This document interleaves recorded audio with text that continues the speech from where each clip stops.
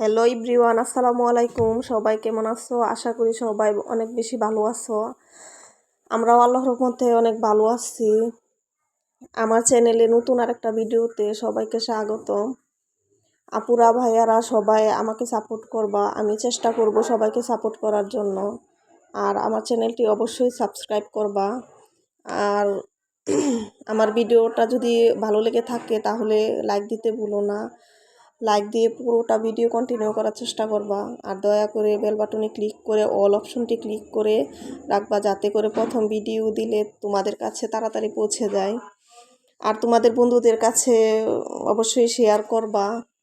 তোমাদের একটা লাইক, একটা কমেন্ট আমাকে নতুন আরেকটা ভিডিও তৈরি করতে সাহস যোগায়। অনেক কথা বললাম, এখন চলে যাব আমি আজ কি কি কাজ করলাম সেটা শেয়ার করতে।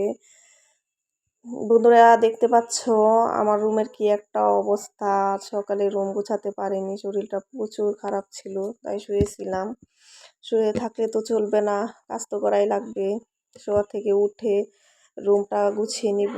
আর যদি বাচ্চা কাচ্চা থাকে তাহলে তো কোনো কিছুই ঠিকঠাকভাবে থাকে না। এখন দেখতে পাচ্ছ আমি খাটের বিছানাটা গুছিয়ে নিয়েছি, এখন রুমটা ঝাড়ু দিয়ে নিব। আর এইদিকে দেখেন আমার কলিজাটা আমার কাজে হেল্প করতেছে। এটা আমার ছোট মেয়ে, নাম মুস্কান। আজ আমার মেয়েটারও প্রচুর শরীর খারাপ ছিল আর বিরক্ত করতেছিল, সারাদিন কান্না করলো, কাজ করতে দিচ্ছিল না।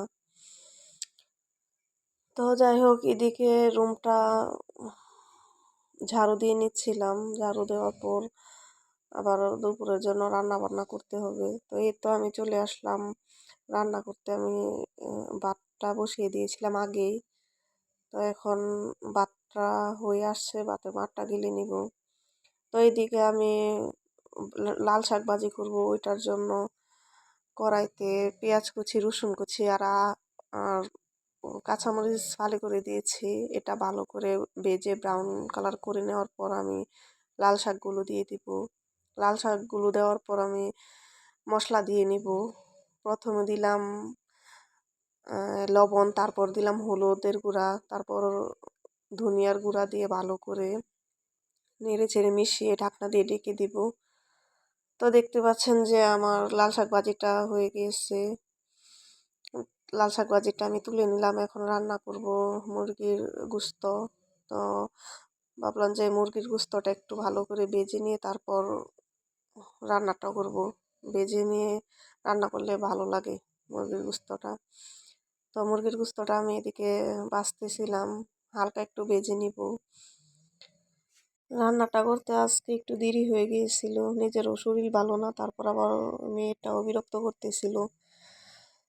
তো এইদিকে আমার মুরগি ভাজাটা প্রায় শেষ। এখন আমি মুরগির গোস্তগুলো আমি নামিয়ে নিচ্ছিলাম। নামিয়ে নেওয়ার পর একটা কড়াই বসিয়ে দিয়েছি, ওটার মধ্যে তেল দিছি, তারপর পেঁয়াজ কুচি দিলাম।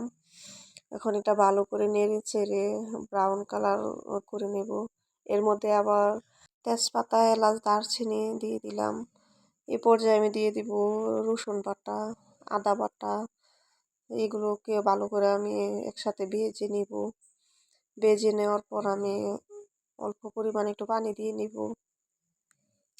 পানি দেওয়ার পর আমি এখানে দিয়ে দিলাম হলুদের গুঁড়া, মরিচের গুঁড়া, ধনিয়ার গুঁড়া আর জিরের গুঁড়ো দিয়ে ভালো করে মশলাটাকে কষিয়ে নিব। মশলা যত কষানো হবে তত খেতে ভালো লাগবে। তো দিয়ে দিলাম লবণ।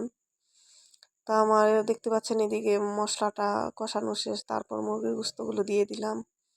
এটাকে ভালো করে একটু কষিয়ে নিব। কষিয়ে নেওয়ার পর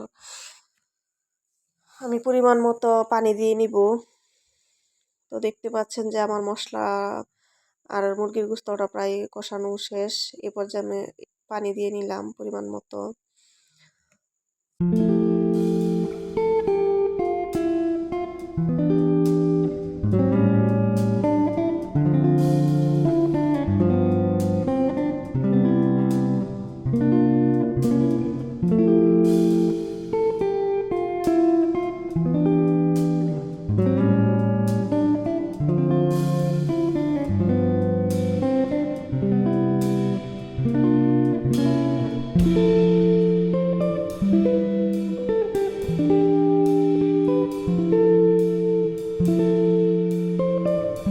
এই তো আমার মুরগির গোস্তটা রান্না করা শেষ। এখন আমি খাবার খাবো। তো দুপুরে গোসল টোসল করে একদম ভাত নিয়ে বসে পড়লাম। তো আজ এ পর্যন্তই, আবার দেখা হবে নতুন একটা ভিডিওতে। ততক্ষণ সবাই ভালো থাকবেন, সুস্থ থাকবেন, আর আমার জন্য দোয়া করবেন। আর হ্যাঁ, অবশ্যই আমার চ্যানেলটা সাবস্ক্রাইব করে আমার পাশে থাকবেন। তো এই পর্যন্তই, আল্লাহ হাফেজ।